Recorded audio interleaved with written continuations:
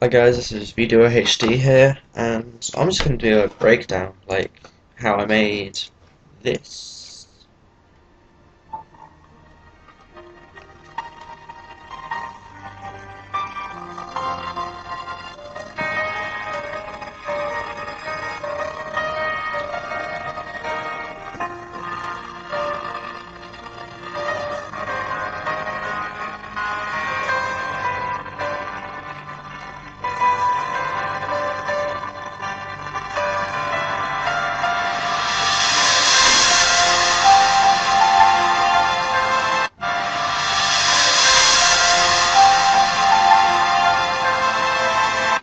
Okay, so I'll just restart the end because it froze.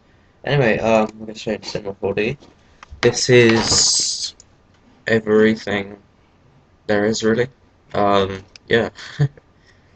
um, the lighting and these little lights you can see flying around here. So that's these big lights, these small lights, and this round studio shade there was made by Grayscale Gorilla, so I used his light pack. But the objects here, this little studio here, the metal ball, this shade, camera, and everything else is fine. So yeah, let's get started.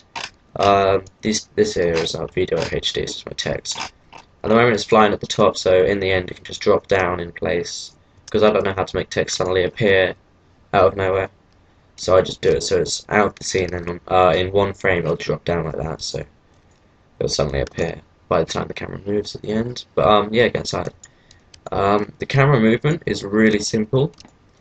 The idea of the video is to be nice and chilled, relaxed. So I have like cameras moving around the place, zooming in, zooming out, like most of them do, you know, just it'll ruin the effect. So the camera movement is so basic, it just slowly, really slowly scrolls across.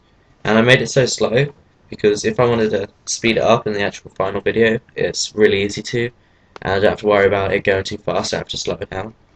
So that's why it's so slow.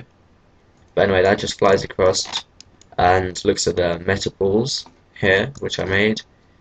In this, see the metal ball here, this is all of these. These are made from loads of spheres, which I self-animated, apart from the small spheres, which I just put a random vector on them to make them move around without me having to control it all, as you can see here.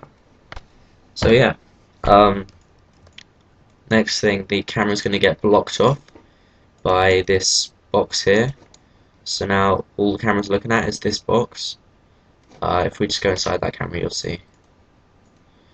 There we go. Look, the camera's just getting blocked off by this box, which is the part right here. There you go, it's blocked off. And as it's blocked off, it's going to slowly creep into the other side of the box, like this. It's just going to jump to the other side. Maybe just get out. There we go. It's just going to jump to the other side of the box and carry on from the blank screen you can see now.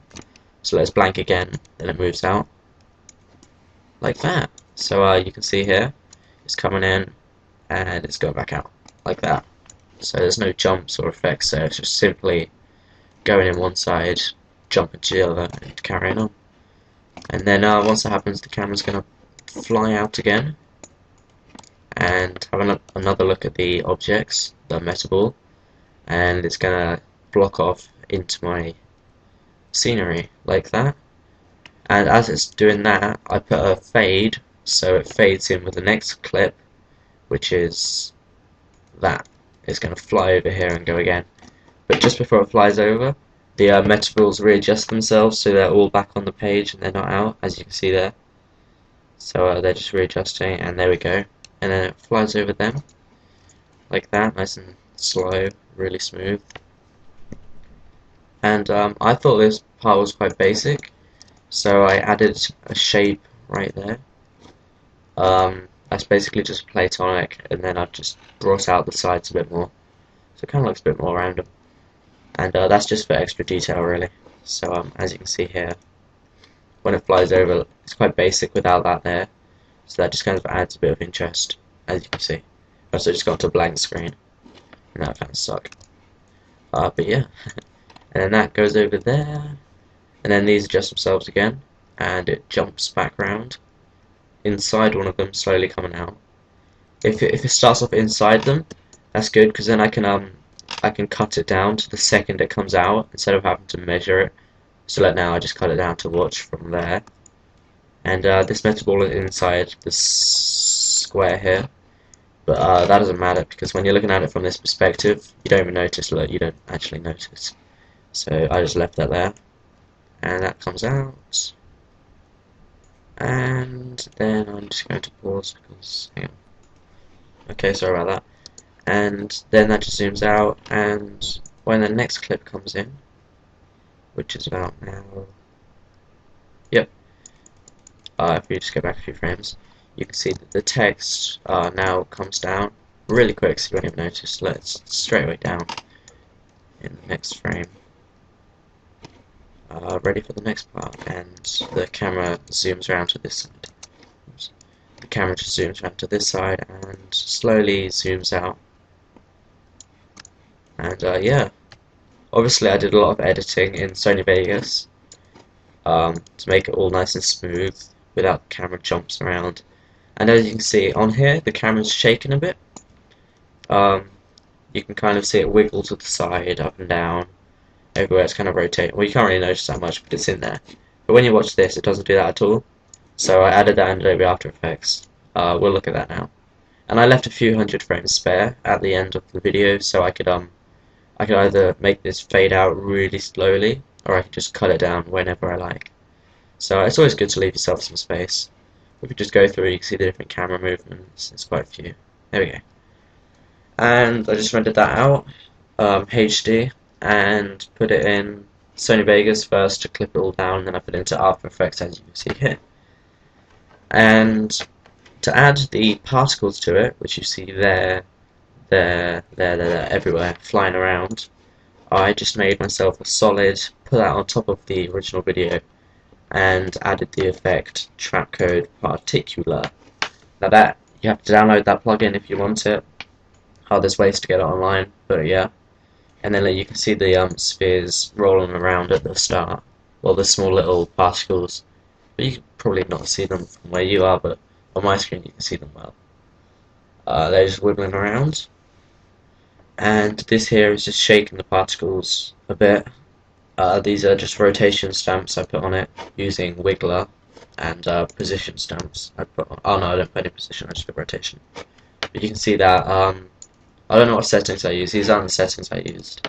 These are just default settings they come every time. I think it was like a frequency 3, magnitude 5. If you want to do that, it's easy. You don't have to download Wiggler. That comes with Adobe After Effects. And to add the camera shake on here, I use the exact same settings for rotation, but I used position settings as well. So like you can see here, the side of the screen is shaking around quite a lot. And I added motion tile. So when this bit here is off, like normally there'll be an empty space there, it just reflects the side so it fills up the screen. So you can never see any black spaces on the side of the screen. And if you can, that's why I added this black fade here. I did that with Magic Bullet Looks. I'll show you now. Magic Bullet Looks. You see the shade and the blur and the color curves. We can try opening this. It might crash. Who knows? So this will just open up. Oh, there we go. So you can see the edge softness here. You can make that bigger easily, smaller, blur it out, whatever. And this is the black outline. Look, you can see the black outline there. So yeah, I was going to do it like that to give it a cinematic look, but I left it about there, so it doesn't put you off. But if you want to make it look cinematics, don't just leave it like that, because that looks really cheap. Just zoom all the way in, so it's really slowly fading. But I don't want to do that, so I put it around there. And color curves, I just made, basically it would be like that, but I made it a bit brighter, looking down on the white, so it seems as there's more lighting. So I put that around there, and then I left it at that. The motion tile, this is the thing which does the edges. If you turn it off, look, you can see there's a black space. But if you turn motion tile on, it mirrors the edges and it like fills it in. So yeah, I rendered that HD as well and dropped it into After Effects, which is where I added the text slow. Yeah, see there, it's slow, and that just basic. That was really easy. Just fades in, fades out. Simple text. I don't think I downloaded this font. I think it's called Century Gothic. It's a basic font. If you're on Windows, whatever, you'll have it. Yeah, I did. There we go. So that's really easy, nice and simple. Took bold off, made it small. I squished it down, so as you can see, normally it would be like that, where the text is quite full. But if you pull it out like that, it makes the text theme quite thin and low, which is what I did. This is a fader, so the music is slowly fading in. If you don't do that, it just like jumps in, and it kind of sounds a bit weird. Yeah, I just turn that up. So this is without the fade. Just got that massive annoying noise at the front, but if you fade it in, it just slowly creeps in, which is nice. And then I did put a fade on here, but you can't see it because I rendered it with the fade on, so there's no point adding another fade because it'll just be fade over fade. But if you are doing an intro or anything like that, make sure you add a little fade to it. You don't want it to suddenly jump in, it doesn't look nice, just add it so it slowly creeps in. But yeah, we'll turn that back down. Yeah, there's nothing else to add to that. The music is all synced up. You can see here, I marked where it suddenly gets really loud, and then I moved that to where the text comes in, which is, you can see the text there just creep in. I forgot to cut that frame out, but you can only see it for 2 frames. Oh, that's pretty good actually, right there. That'd be a cool background. But yeah, that looks really cool. And then you see it comes in there, and the camera zooms out, and the text slowly comes together with the help of random vectors. So music gets loud, camera switches to the ending. I will just turn best off so you can see it better. There you go. You still can't.